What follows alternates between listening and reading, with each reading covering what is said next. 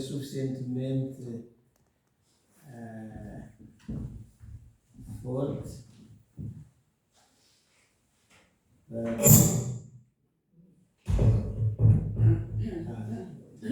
sim. Obrigado.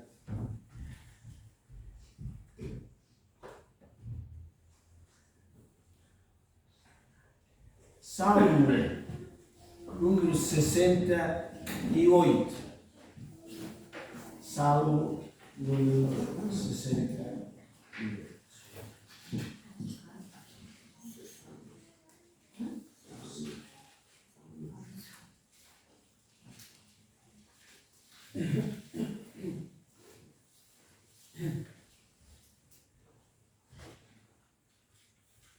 O Salmo com o número 68, como está identificado no início deste Salmo, diz que é um cântico de louvor e ação de graças a Deus como nosso Salvador.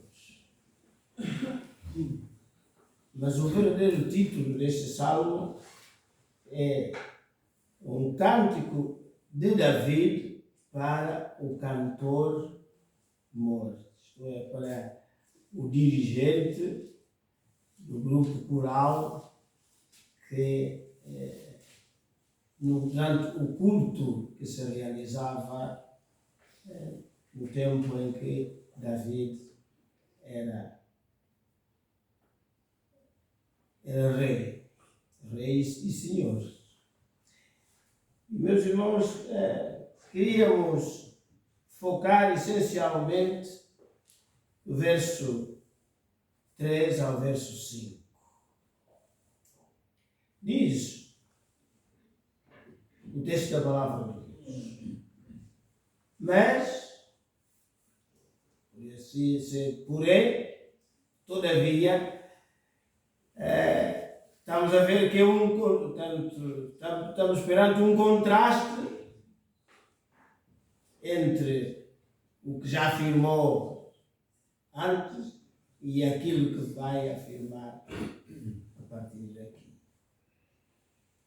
Mas alegrem-se os justos e se regozijem na presença de Deus e folguem de alegria. Cantai a Deus, cantai louvores ao seu nome. Louvai aquele que vai sobre os seus, pois o seu nome é Yah, e exultai diante dele. E por que tudo isso, afinal? Verso 5 responde: porque esse nosso Deus, esse Senhor, é Pai de órfãos e juiz de viúvas é Deus, no seu lugar santo. E mais ainda, Deus faz com que o solitário, uma das enfermidades do nosso tempo e da nossa civilização, é a solidão, né? Deus faz com que o solitário viva em família, liberta aqueles que estão presos em grilhões ou cadeias, mas os rebeldes habitam em terra seca.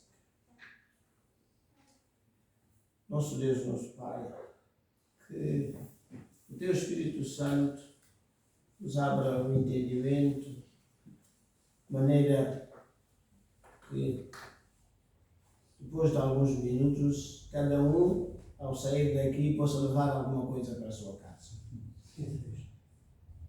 E para além de transportar, levar, e haja também predisposição e disposição para tentar pôr em prática essa mesma palavra.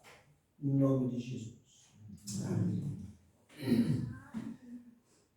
Meus irmãos, todos nós estamos a ser protagonistas, alguns mais de uma vez, outros é a primeira vez. Embora seja à distância, digamos, de forma telepática, diriam os gregos, né? As guerras que estão a acontecer nos nossos dias, principalmente na Europa, na África e no sul da Ásia. Davi, o escritor deste salmo, era um guerreiro, um rei guerreiro. Homem que participou em muitas batalhas, que dirigiu muitas batalhas. E por isso ele viu morrer muita gente.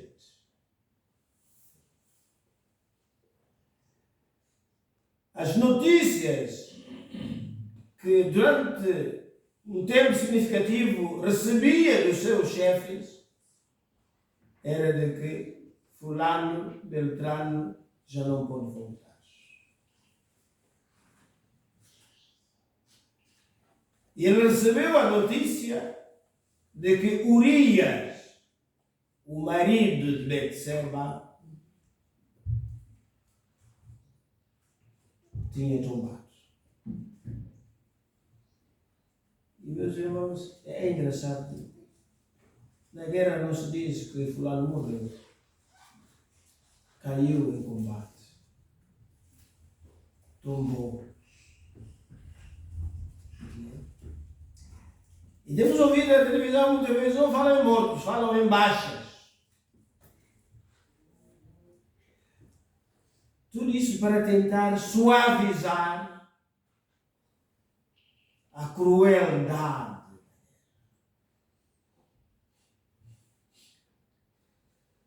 Não são baixas, são mortos. E caem porque alguém os acertou neles.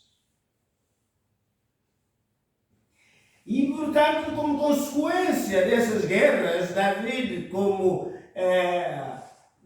o grande guerreiro, basta ver que ainda hoje, meus irmãos, naqueles partidos em Israel, os mais nacionalistas, usando a linguagem política, os mais nacionalistas, eles fazem questão de que tudo aquilo é deles porque faz parte das fronteiras estabelecidas no tempo de Davi. Mas o Davi que assistiu, participou, depois, também ficou de forma muito consciente dos efeitos da guerra, ou das guerras. Aliás, ele viveu uma guerra na sua própria casa, mas guerra de verdade. O seu próprio filho, Absalão, formou um movimento para combater o pai.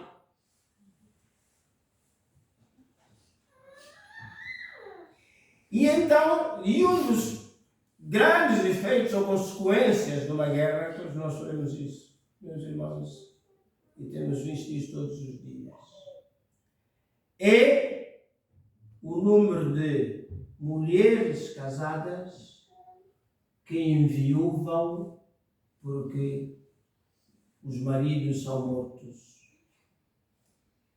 na guerra. Os inúmeros filhos, estes mais ter idade até crescidos, que ficam sem o pai ou sem a mãe, porque estes morreram na guerra. E os efeitos, as consequências disto lá em casa, ou na família. Muitos cuja mente não está preparada para viver e suportar essas situações, perdem a noção da realidade e entram com problemas psiquiátricos complicadíssimos. E mesmo aqueles que sobrevivem, mas por fato de terem participado nestas coisas, né, sofrem aquele chamado estresse pós-traumático.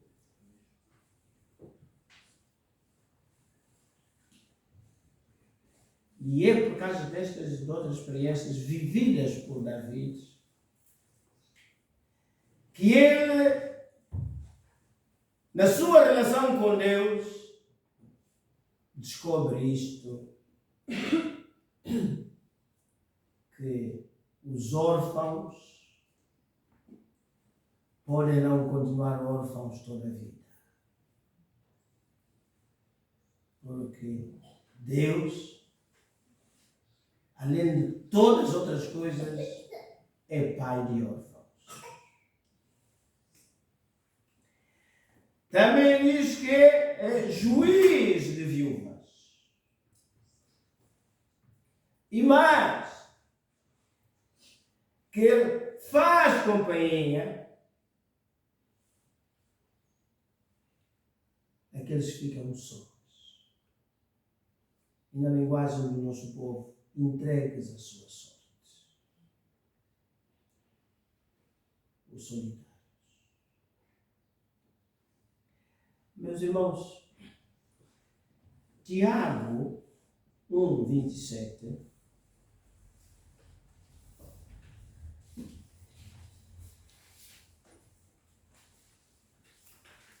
tem este texto maravilhoso que muitos de nós, pelo menos aqueles que passaram pelo lar evangélico, sabem que o texto encabeça o carimbo daquela instituição. E o sonho do Papa Machado, da Homenagem Média e companhia, família e outras pessoas que acompanharam-nos, diz: a religião pura e imaculada para com Deus, o Pai, é esta: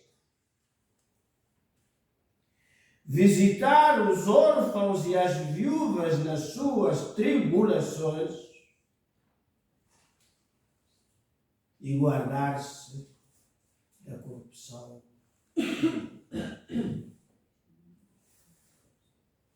Meus irmãos, isto é lapidar. E lapidar por quê? Meus irmãos, é porque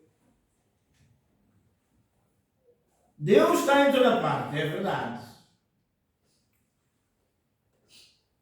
Mas aquelas viúvas e aqueles órfãos na Rússia, na Ucrânia, em Moçambique, enfim, em tantos outros países,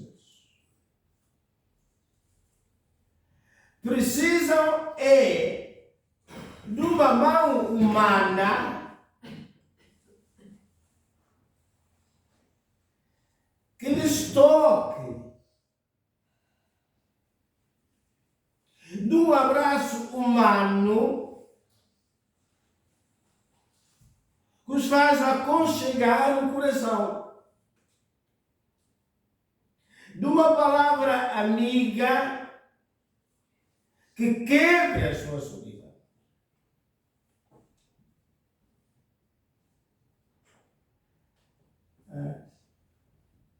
O cristiano diz que a religião pura e imaculada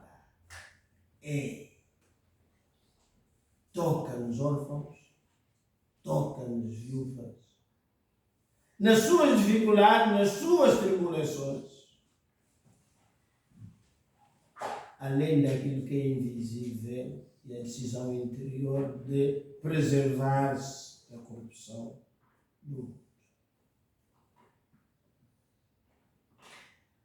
Mas, meus irmãos, Isaías 1:23. Isaías 1:23.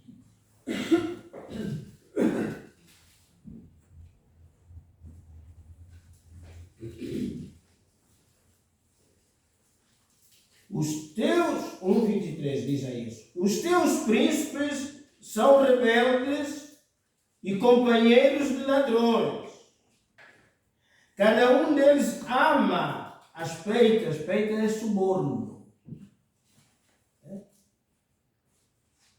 E corre após salários.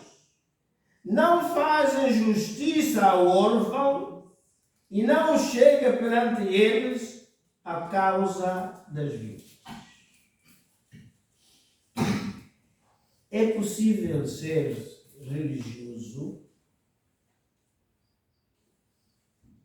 e a pessoa recusar-se a dar a mão àqueles que precisam da nossa mão. Até tornar-se rebelde. Ter uma postura contrária à palavra de Deus. Deuteronômio capítulo 10. Deuteronômio capítulo 10.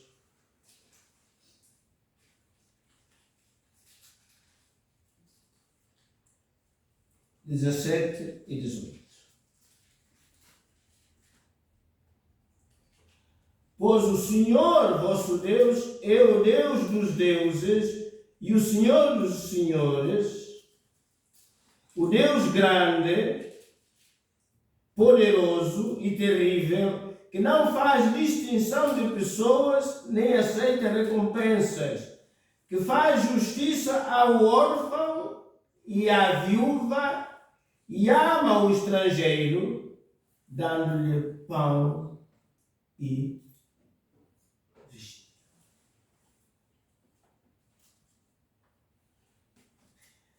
Meus irmãos, Deuteronômio,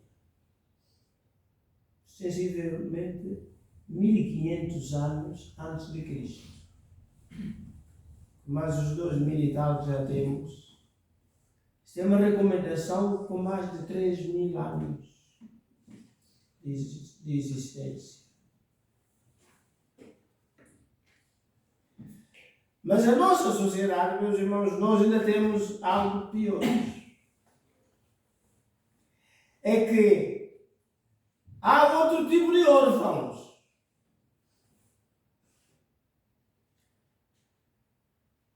Tem pai físico, tem mãe física real, tem pai real ainda. Mas todos nós ouvimos a expressão, são órfãos de pais vivos. Órfãos de pais vivos. O pai existe, mas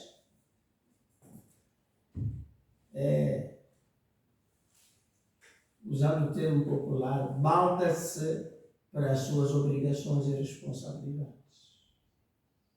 É como se já tivesse morrido. A mãe existe, mas balda-se para as suas responsabilidades. É como se tivesse morrido.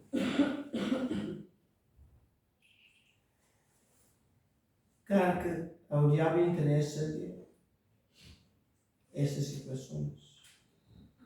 E, meus irmãos, quando nós, como crentes, temos dificuldade em aceitar a perpetuidade do casamento, isto é, que uma vez casados para sempre, e arranjamos argumentos e apoiamos e sustentamos e por isto, por aquilo, esquecemos dos filhos desse casal dessa relação, que depois vão crescer sem mãe ou sem pai, porque os pais fisicamente existem, mas os filhos são filhos de pais ausentes. E meus irmãos, só eles, esses filhos ou essas filhas, sabem verdadeiramente o preço que têm que pagar, porque o pai é o valor de casa ou a mãe é o valor de casa. Meu irmão tem cerca de 40 anos de experiência de lidar com pessoas assim. Algumas delas hoje são avós, mas ainda persistem as marcas do tal pai ou da tal mãe que se maldou.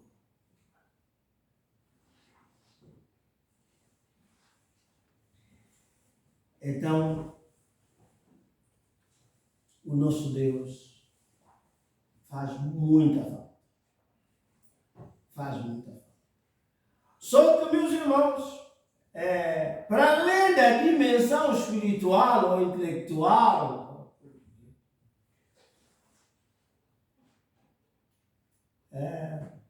Deus tem que ser encarnado, isto é, vir à Terra na pessoa do João, da Maria, do Antônio, de Macaia, da Josefa, porque Mateus 25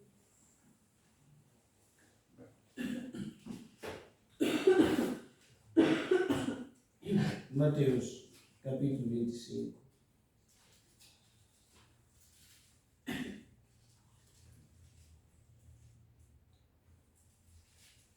35 a 45. Mateus 25, 35 a 45.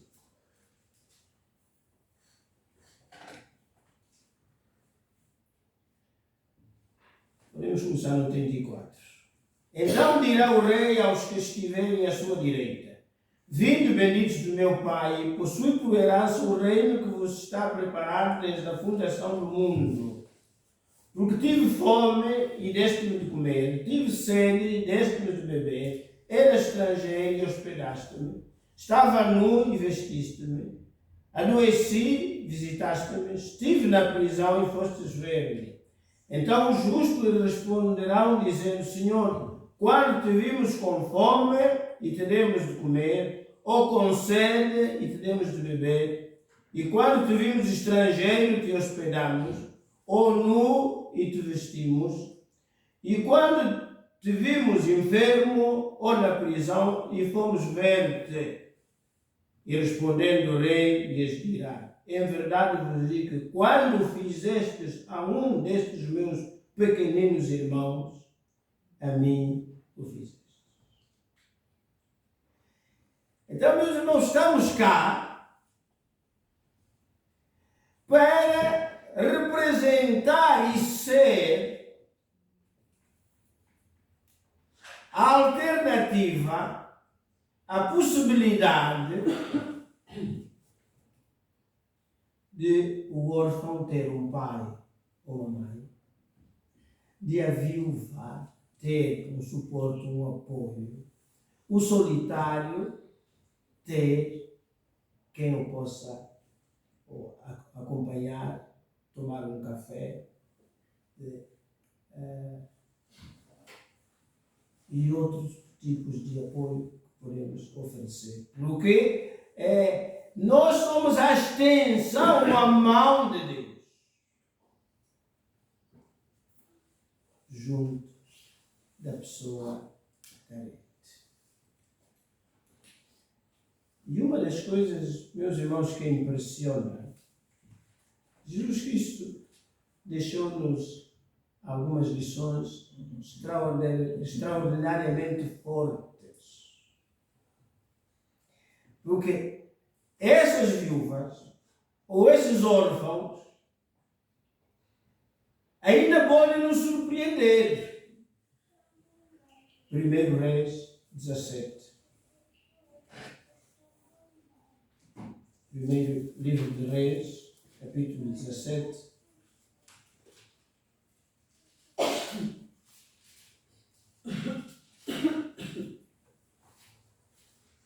Verso 1 a 9.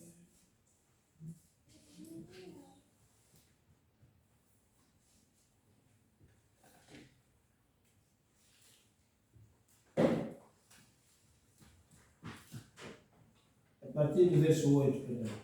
A partir do verso 8. Então veio a ele, Elias, a palavra do Senhor dizendo: levanta-te e vai a Sarepta, que é de Sidom, e habita ali. Eis que eu ordenei ali a uma mulher viúva que te sustente. Como é que uma desamparada vai ser a pensão de sobrevivência de um profeta?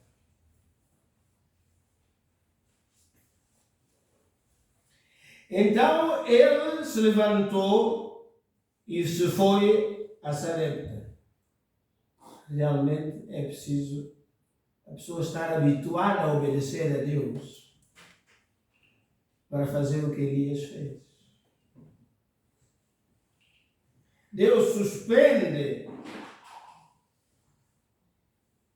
a operação dos corvos e diz: agora já chega. Vai ser uma viúva que vai tomar conta de ti. E Elias vai. Mas o senhor, uma viúva, isso é uma pessoa desamparada.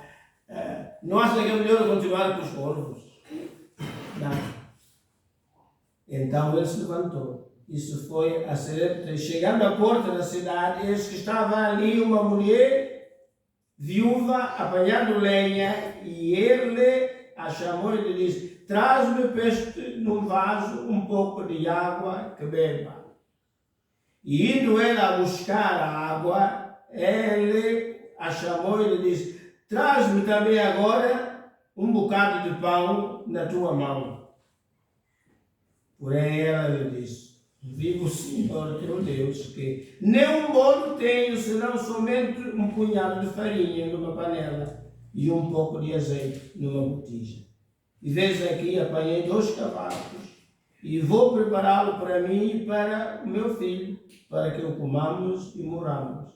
E Elisa disse: não temas, vai, faz conforme a tua palavra, porém faz disto: primeiro para mim um bolo pequeno e traz-me para fora, depois farás para ti e para teu filho, porque assim diz o Senhor, Deus de Israel: a farinha da panela não vai acabar e o azeite na botija também não vai faltar, até o dia em que o Senhor dê chuva sobre a terra. No Novo Testamento, temos em Marcos 12 a viúva do Novo Testamento. Já vimos a viúva do Velho Testamento, agora a viúva do Novo Testamento. Capítulo 12 de Marcos, versos 41 a 44.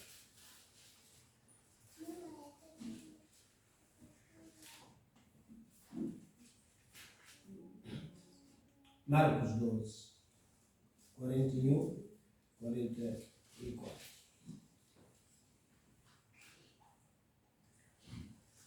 E estando Jesus assentado de frente da arca do tesouro, observava a maneira como a multidão lançava o dinheiro na arca do tesouro. E muitos ricos deitavam muito. Se eu vou sublinhar. Muitos ricos deitavam muito. Vindo, porém, uma pobre viúva, Jesus quis deixar-me pobre porque era mesmo pobre. Além de viúva, era bem pobre. Deitou 2 pequenas moedas que valiam meio centavo. Deus são daquelas moedas que, se a gente sofre de coluna, dificilmente se vai baixar para apanhar.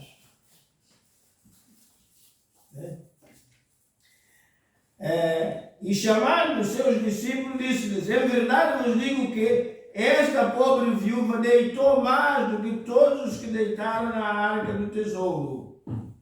Porque todos, a razão é que todos ali deitaram o que lhes sobejava. Mas esta, da sua pobreza, deitou tudo o que tinha, todo o seu sustento. Em resumo, Deus é Pai de órfãos, juiz de viúvas, faz com que o solitário viva em família. Deixa-nos estes dois exemplos, a viúva de Sarepta e esta do ofertório, para Deus dizer assim: uma caia não tem desculpas em dar a mão ao órfão, à viúva, ao solitário. Pode não ser um órfão no sentido físico ou familiar, sem pai ou sem mãe, mas aquele que realmente precisa. Meus irmãos, como igreja, continuamos a ter aquele problema que é crônico de não atentarmos aos órfãos, às viúvas espirituais.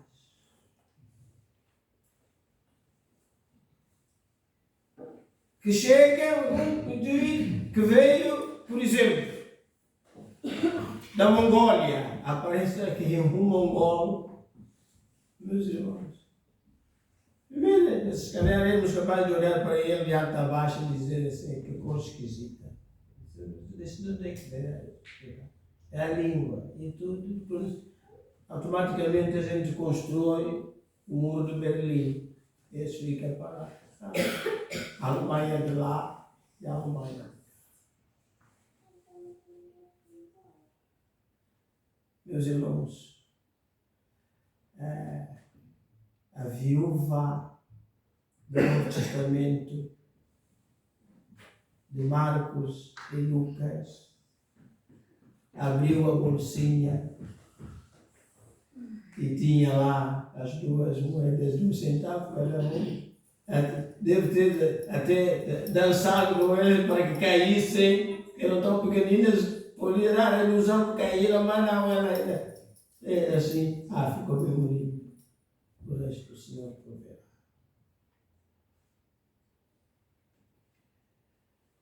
Queremos, meus irmãos, uma igreja, uma comunidade que abra as portas, como outro dia lembramos, abre os corações, abre os braços, e que não se importa de perder mais 5 minutos ou 10 minutos para chegar a tal hora habitual à casa, porque